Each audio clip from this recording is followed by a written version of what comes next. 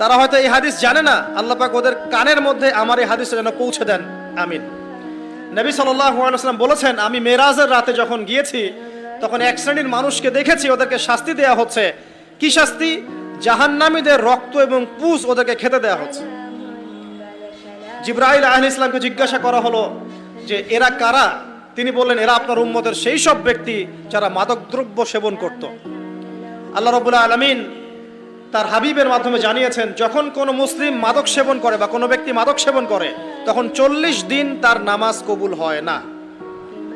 এরপর যদি সে তওবা করে তাহলে আল্লাহ পাক তার তওবা কবুল করবেন ইনশাআল্লাহ। যদি সে আবারও মাদক খায় তওবা করার পর, আবার 40 দিন তার নামাজ কবুল হবে না। যদি সে আবার তওবা করে আল্লাহ পাক আবার তাকে মাফ করে দিবেন। যদি সে আবারও মাদক খায়, আবার 40 দিন তার নামাজ কবুল হবে না। তারপর যদি আবার তওবা করে, আবার আল্লাহ তাকে মাফ করে দিবেন।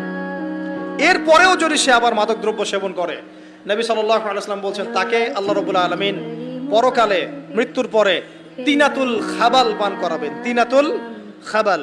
জিজ্ঞাসা করা হল, ইয়া রাসূলুল্লাহ, তিনাতুল খাবাল কি জিনিস? নবী সাল্লাল্লাহু আলাইহি ওয়াসাল্লাম উত্তর দিচ্ছেন, এটা হচ্ছে জাহান্নামীদের রক্ত, মাংস, এগুলো পুড়ে পচে যে রসটা বের হবে, এটা হচ্ছে তিনাতুল